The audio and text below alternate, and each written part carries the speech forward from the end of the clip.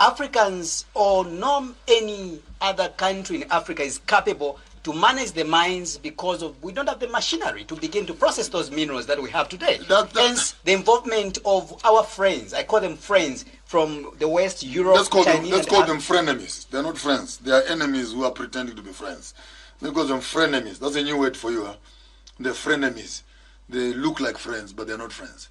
Now, this is where, when I'm talking, you must hear me twice.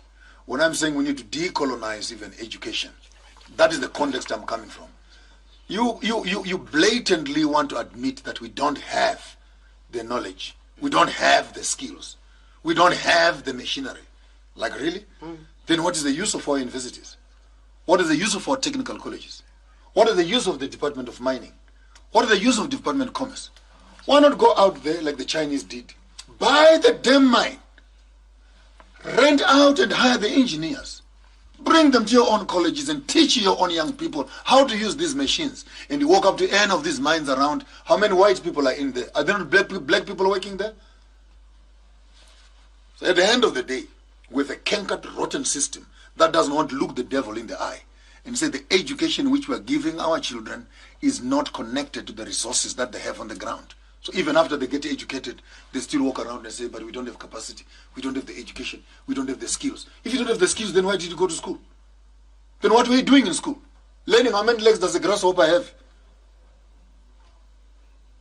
Then you say you're educated. Then it means that the weakest link is not only the mining sector.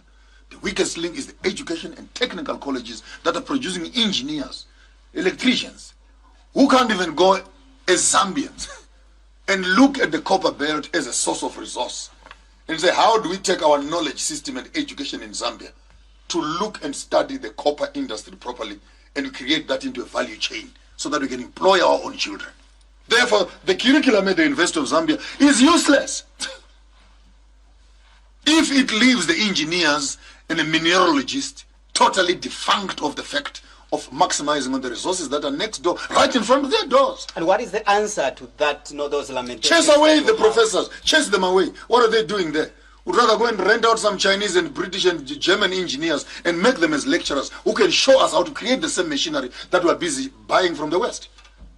We need solutions, young men. We're not here to be lamenting problems. We need a solution. So if you're an engineering lecturer at a university and you have not produced the machinery that can deal with Zambian problems, you are wasting taxpayers' money.